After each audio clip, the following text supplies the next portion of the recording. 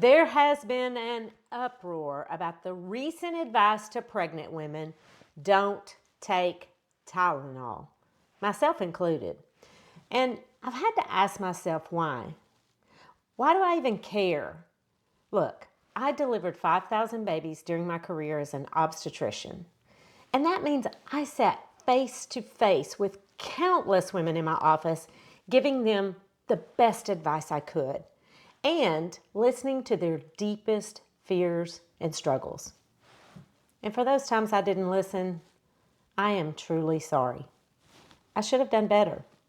Today on Healthy Looks Great on You podcast, we're going to look at all of the current research linking Tylenol to autism and answer the question, does it harm women to advise them not to take Tylenol? There's a lot of noise in healthcare and you are too busy for fads. I'm Dr. Vickie and this is Healthy Looks Great on You, a lifestyle medicine podcast, life-tested, doctor-approved. On September 25th, 2025, the FDA issued a statement to physicians. There is a link to the FDA statement to physicians in the show notes. And in this episode, I am going to include links to everything I cite because sources matter. And when I provide quotes, they will be verbatim. But I want you to read all of these links for yourself for proper context. Remember when you were in high school and you dissected a frog? Well, today in many medical school, we are going to dissect what studies showed, what was said, and the current advice to pregnant women and why it matters. FDA Commissioner Marty Makary said, and I quote, "Notice to physicians on the use of acetaminophen during pregnancy in recent years, evidence has accumulated suggesting that the use of acetaminophen by pregnant women may be associated with an increased risk of neurologic conditions such as autism and ADHD in children. To be clear, while an association between acetaminophen and autism has been described in many studies, a causal relationship has not been established, and there are contrary studies in the scientific literature. This consideration should also be balanced with the fact that acetaminophen is the safest over-the-counter alternative in pregnancy among all analgesics and antipyretics. Aspirin and ibuprofen have well-documented adverse impacts on the fetus." Now that is a quote of what he said to doctors. And again, I want you to read this for yourself. It may be associated with, there are contrary studies, causal relationship has not been established. That's what he said to doctors. Acetaminophen is the safest over-the-counter alternative. Now let me stop right there and mention aspirin and ibuprofen, which includes Motrin, Aleve, and other non-steroidal anti-inflammatory drugs. These drugs are not an alternative to acetaminophen or Tylenol. In fact, taken late in pregnancy, they can cause the baby to have pulmonary hypertension, which can be fatal. So that's cautionary tale number one in this episode titled, "Is there any harm to advising pregnant women not to take Tylenol?" I mean, countless times I answered phone calls in the middle of the night from pregnant women asking what they could take for severe back pain, headaches, fever. Sometimes they even had kidney stones. And the answer was and is Tylenol, not ibuprofen. But stick with me because we've got to examine the recent evidence. In this FDA letter, doctors were advised to minimize acetaminophen use for routine low-grade fevers. And I'll be honest with you, that phrase just kind of made me scratch my head because what exactly is a routine fever? There's really no such thing. In medicine, a fever is defined as a temperature above 100.4 degrees. And if your temperature is 100.1, technically that's not even a fever. And most doctors would tell you to just ride it out without any medication, whether you're pregnant or not. So while the FDA may have meant well, that part of the advice didn't add anything new. Doctors already know what a fever is and they know how to treat it. And the bottom line is that acetaminophen is still the go-to option in pregnancy when it's needed. So if you're pregnant and you have a fever, a true fever, then Tylenol remains the safest thing on the shelf. And that is what the FDA statement said. And the key, and I want you to hear this clearly, is to use the lowest dose for the shortest amount of time needed, and that's been the medical advice for years and still is today. But Dr. Macri said in an interview with ABC News that Tylenol was shown to cause autism. But I think he probably just misspoke. And I get it. Last week on the podcast, I actually said antibiotics treat viral infections, and that is completely false. Antibiotics treat bacterial infections, and I said the wrong thing. So I edited that episode and I put out a correction, and hopefully that's what he will do as well, since he said to physicians that it had not been shown to cause autism, that it was just associated with it. And we'll get to what the difference is in a moment. And then to the public, he said that it did cause it. So hopefully he will realize that he kind of misspoke there. But so that you can hear it for yourself, I do have a link to that interview in the show notes, and I would encourage you to watch it in its entirety, because I do believe this is what is confusing to people, but it shouldn't be confusing to scientists and doctors. But let's move on. Let's examine what is currently on the White House website. And again, I want you to look at this for yourself. At the top, under all caps, it says FACT, F-A-C-T. Press Secretary Caroline Leavitt says, and I quote, "The Trump administration does not believe popping pills is always the answer for better health." Now, I'd like for you to put your politics aside for a moment, but this statement kind of offends me. I mean, I don't believe popping pills is always the answer for better health either. Do you think that? And does anyone think that you need to pop a pill every time you have a minor ache or pain? Okay. I give you that. The answer is probably yes. But I can promise you that in my vast experience, this is not the case for the overwhelming majority of pregnant women. Turns out that growing a human inside your body is a huge responsibility. And for most mamas, that responsibility is scary. Imagine thinking you're doing something that could harm the precious life inside you. Please stop shaming women. Frankly, this is insulting to doctors and mamas. But she goes on to say, there is mounting evidence finding a connection between acetaminophen use during pregnancy and autism. And I'll circle back to that in a minute when we go into a more advanced course in mini medical school and learn about research. So stay tuned, but let's move on. Continuing down the front page of the White House website, it says, and I'm quoting, "Today, President Donald J. Trump joined administration officials to announce major progress in understanding the root causes of autism, which has exploded in diagnoses over the past 2 decades, and unveil bold new initiatives to tackle the autism epidemic." And this is still a direct quote from the White House page. Predictably, the fake news immediately went into frenzied hyperventilation with their usual smears, distortions, and lies. That's the end of the quote, but what am I hearing? Do they not want you to listen to health experts or your own personal physician or all of the countless medical societies that are speaking out against this? Why do you think they're so upset? Do you think that they make money from the sale of Tylenol at the big box store? Or do you think they don't know what they're talking about because they're all really just pill pushers? Before moving on, one more question. Do you know any doctors? I mean, personally, like real ones, pediatricians from your church or docs like me. Do you think they're trustworthy?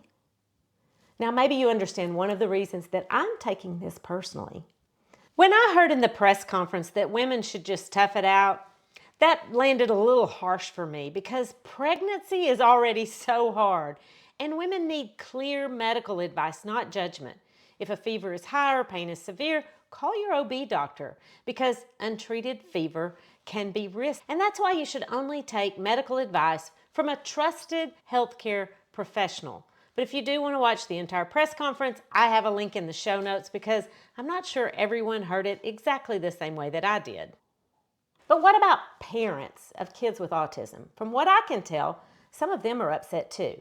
Now look, I took Tylenol during my pregnancies because I had horrible second trimester headaches. I have a history of migraines and No, my children do not have autism. And since my children do not have autism, I cannot really speak about what I don't know. But I can understand why a mother would be upset to think there's even a possibility that she caused something in her child. By the way, autism is not a single disease, it's a spectrum. And neurodivergence is not always a bad thing. But I don't want you to feel blamed.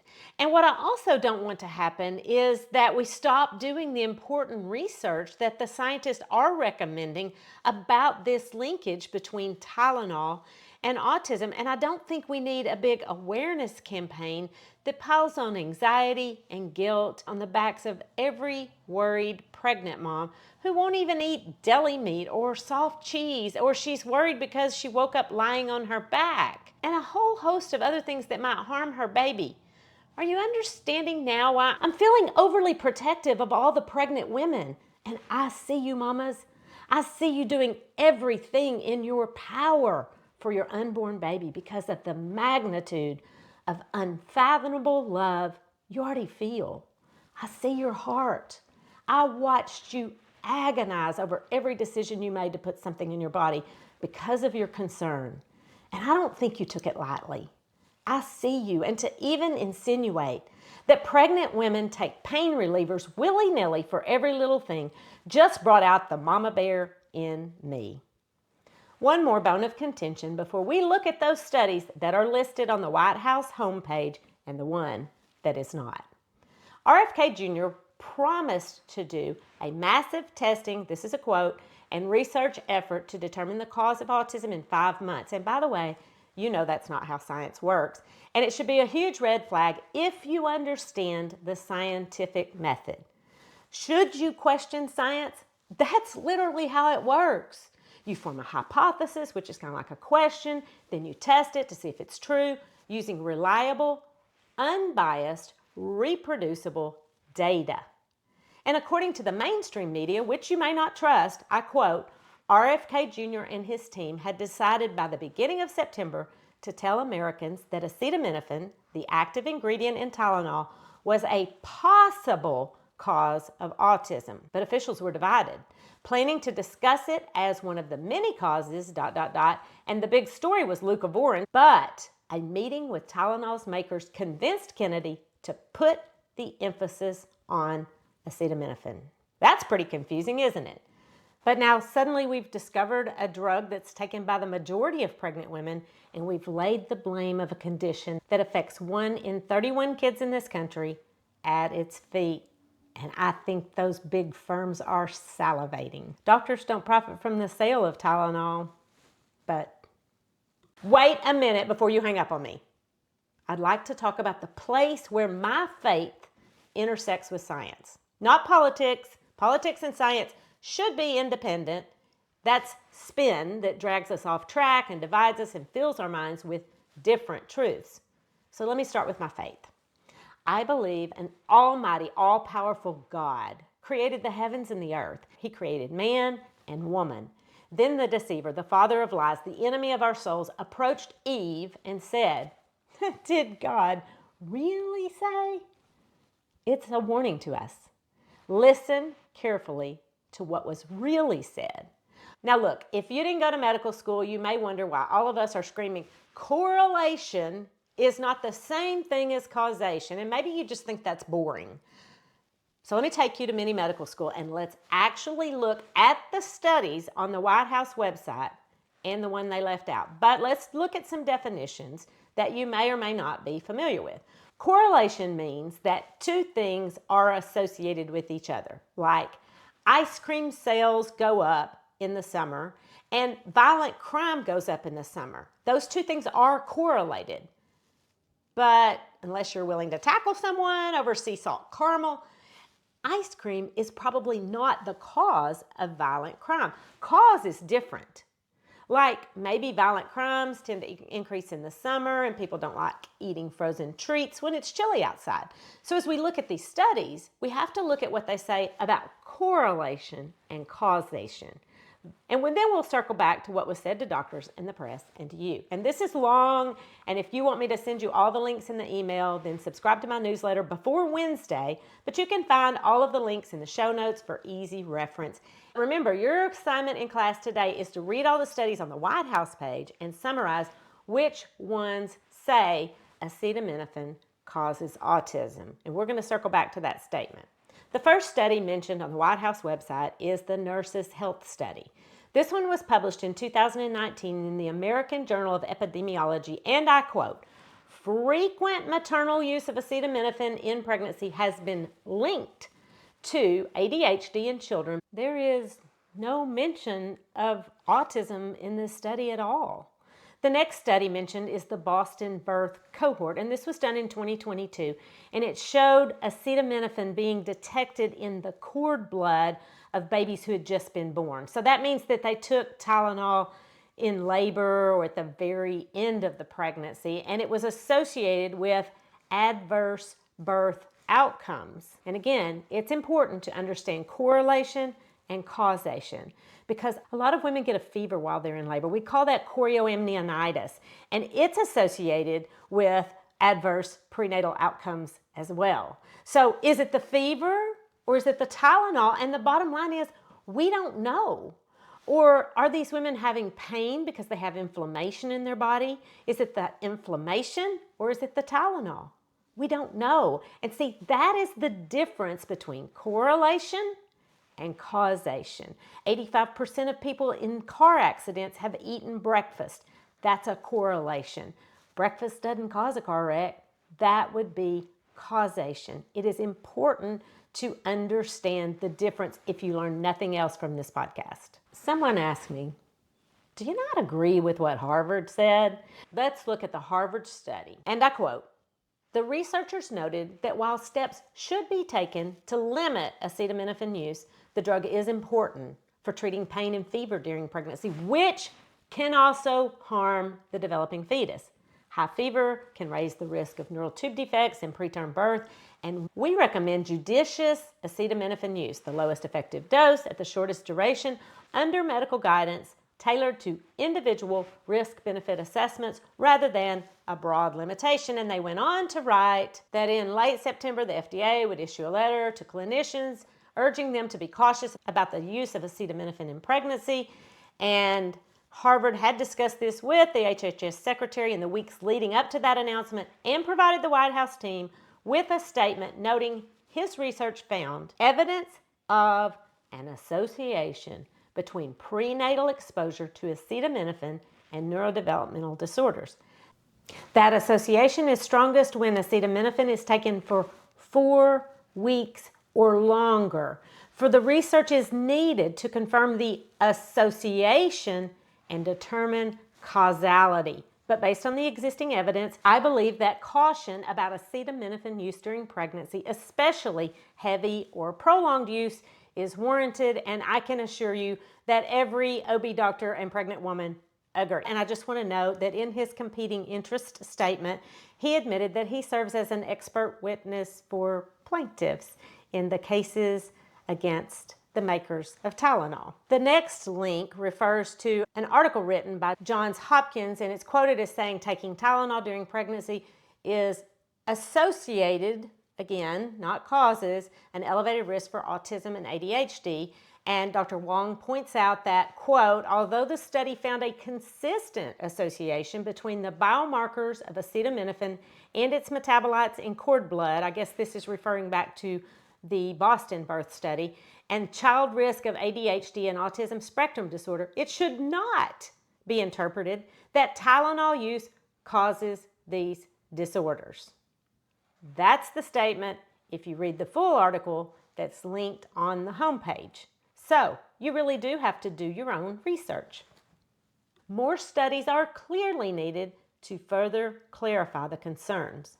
See, that's one of the risks of prematurely saying that acetaminophen causes autism when there's not a single solitary research study or paper that makes that claim.